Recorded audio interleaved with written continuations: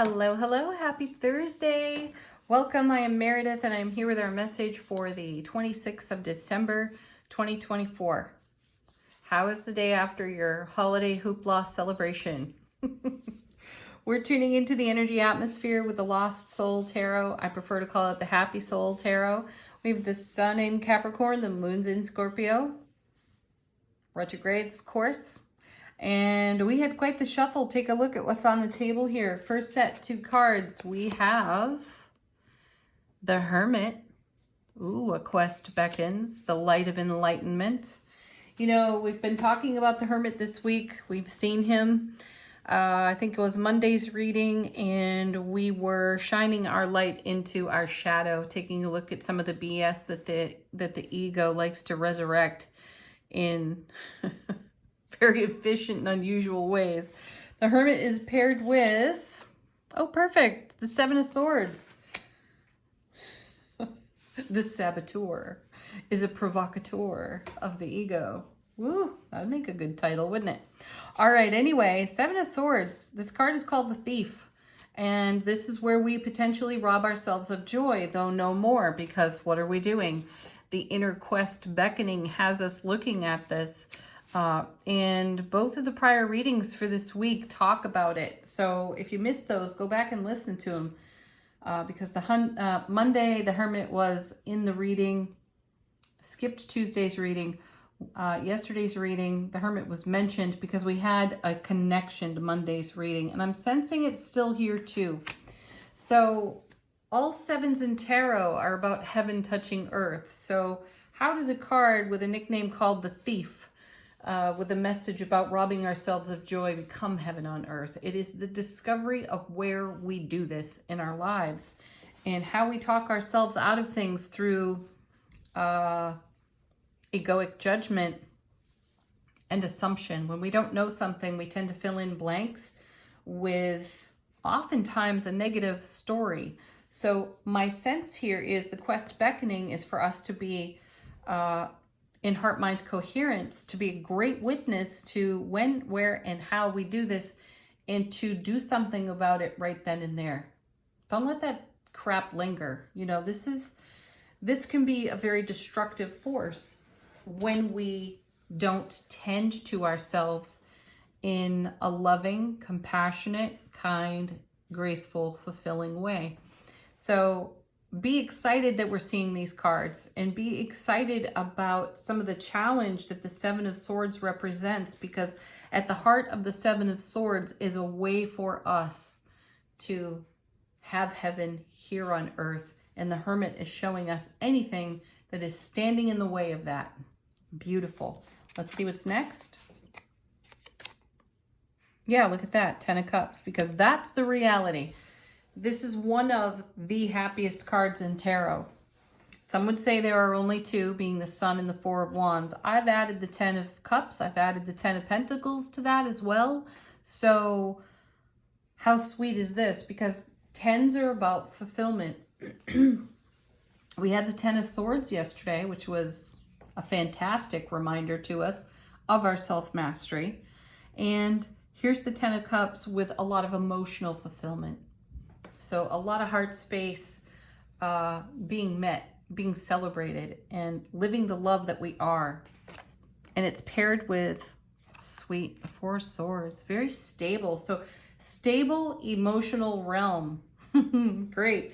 This is a card, the 4 of Swords is a card of 1, stability, 2, rest, relaxation, being in peace, at ease, in the grace of your loving presence, sharing that in the ripple effect, and being prepared for whatever comes next. Now, if you subtract this 4 from the 7, you get the 3 of Swords. And we were seeing the 3 for a little while because we were taking stock of pain, loss, and sorrow of the past. And look what we've done with it. If you take a look at just the readings this week, we have, I sense, reached a lot of personal milestones within self-relationship. And there's a lot of gratitude and appreciation for the challenges that came our way, because they were unique and special in the way that we became strong and stable and connected to the presence of our soul. And now we lead with that energy rather than allow the ego to dominate it. Beautiful. Nice. Four of Pentacles. Great card. More stability here. So we've got stability within our thoughts. We've got great stability influencing our emotional realm. And here we're very grounded and centered in heart, space, soulful coherence.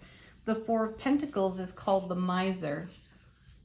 And I feel that our self-mastery has us engaged with our very keen awareness of how to spend our energy wisely, with whom, what we do, where we go, all the choices that we make. We're on and on about quality of that, because what's better than that, right? Great quality, great happiness, 10 of Cups.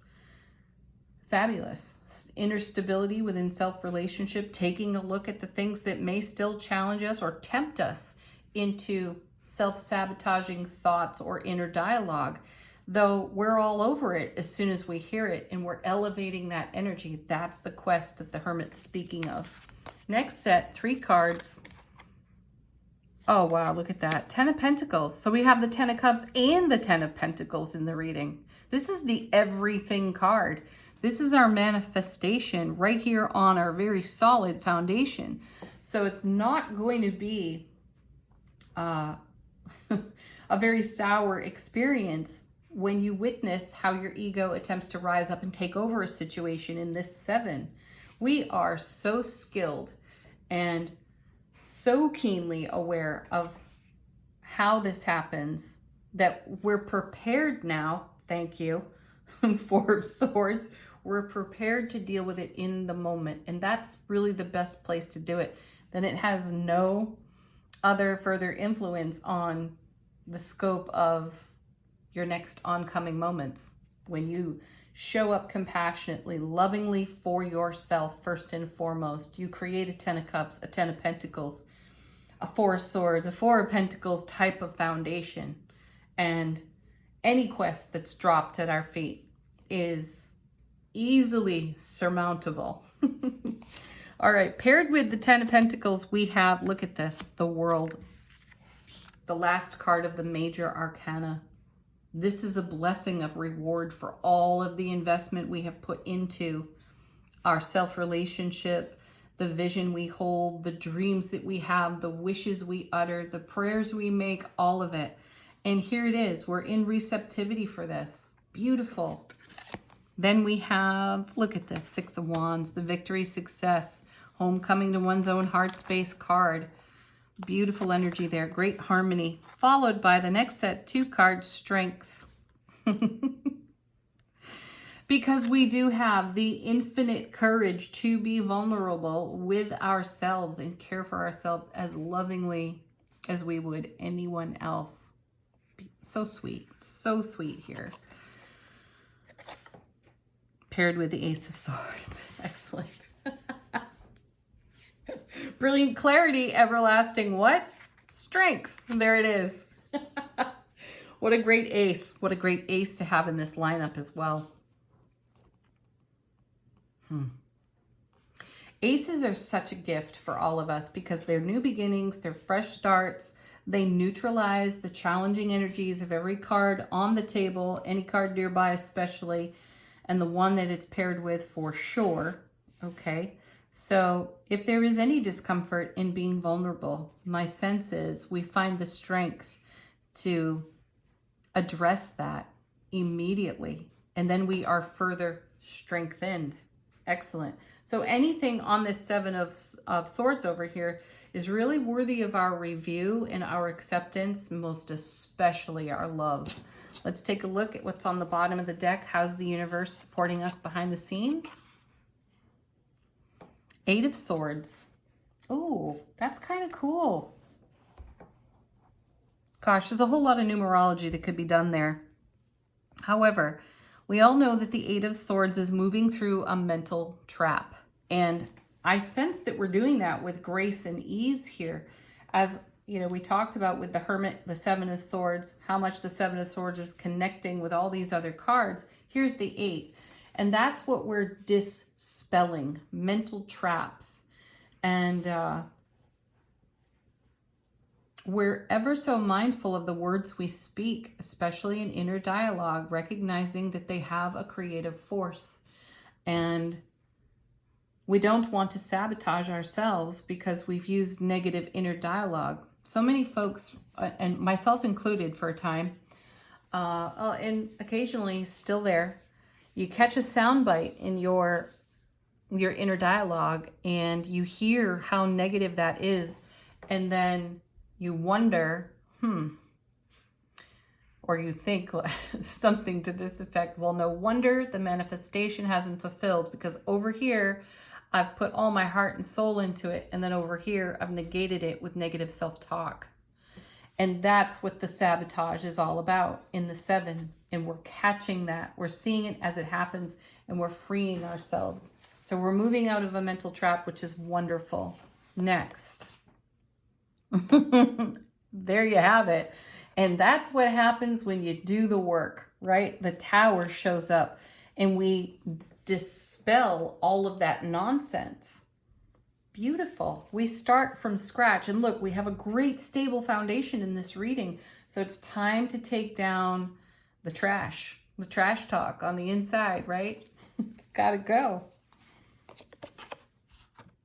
Yeah, here's the Magician. As above, so below. We know this, and that's why we're keen to be very attentive to whatever it is that rises up in the day that has the potential to take the divine essence out of what we're up to with a negative storyline. So we're making magic of that.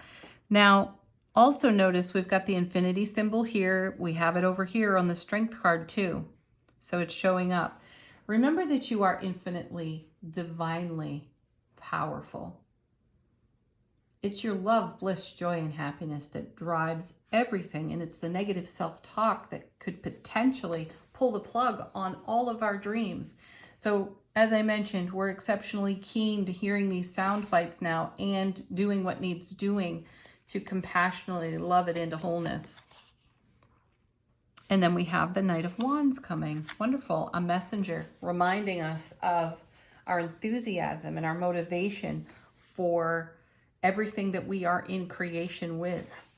And gratitude for what already is. And then we have, look at that. Final word right there, Ace of Cups. I just said the love, bliss, joy, and happiness. And here it is overflowing. So in the main body of the reading, we finished with an ace. And in the underside of the deck portion of the reading, we're finishing with an ace. So new beginnings and fresh starts everywhere based on brilliant clarity and strength, love, bliss, joy, and happiness being fed into our foundation. So anything that is out of harmony with that will become brilliantly, keenly noticeable to us through the lantern light of the Hermit. So we'll go on the quest in the now moment and bring the love there. That's awesome. Angel answers up next. A question to this deck if you have one. Forgiveness. Yes. Ho'oponopono is so profoundly wonderful when you run into these moments. I'm sorry. Please forgive me. Thank you. I love you. Do that in the mirror, folks. It will change your life. Give yourself the grace of forgiveness in the moments that have been more difficult. Don't be so hard on yourselves. Next we have choose a new direction. Absolutely. We do not derail ourselves in these moments. We only derail ourselves if we don't love it into wholeness. So choose that direction. Next we have our emphatic yes. Yes, I mean it. Next. Oh, back again. I think we had this for yesterday's. Look for a sign. They're everywhere. Oh, and our soft, simple yes. Wonderful. It's like saying, did you mean it the first time? Emphatically, yes. Really? Yes. Final word on the message. Angels and ancestors, how is our soulful presence informing our waking consciousness?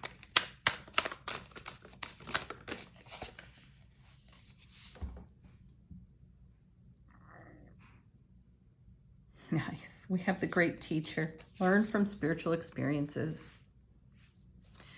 It's what we talked about all the way through this reading. So the perfect card to bring this to a close. Have the best Thursday ever. Thank you again, as always, for joining me here. Peace, love. Namaste.